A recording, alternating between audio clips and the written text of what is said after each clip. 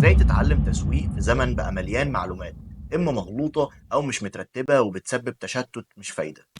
لو أنت طالب وعندك الرغبة في إنك تتعلم مهارة مهمة جدا زي التسويق الإلكتروني، فلازم تبعد عن التشتت وتدور على طريق يكون واضح ومترتب يعلمك كل حاجة من البداية لحد ما توصل إنك تكون محترف في المجال ده، وكمان يديك كل الأدوات اللي أنت هتحتاجها ويبقى واقف معاك في بدايتك. دايما بيديك استشارات مهمة لحد ما تشتغل وتقدر تكسب فلوس فعلا وتبقى شغال بشكل فعلي.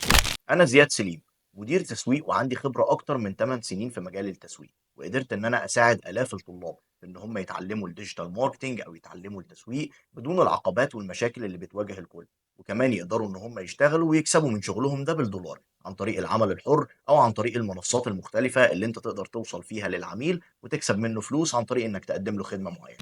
وده كله كان عن طريق دبلومة الماركتينج المقدمة من ذا جوت أكاديمي، ولأنها مش دبلومة تعليمية بس، لا ده طريق واضح ومترتب بداية من التعلم والتطبيق وإنك تكسب أول فلوس ليك من الشغل في مجال الماركتينج. لو أنت مهتم بطريق يعلمك فعلا ويخليك تقدر إن أنت تكسب أول فلوس ليك مش مجرد يديك شوية معلومات ويسيبك، تقدر دلوقتي تبعت لنا رسالة أو تدخل على المنصة علشان تشوف كل التفاصيل وكيفية الاشتراك، وأتمنى لكم كلكم التوفيق.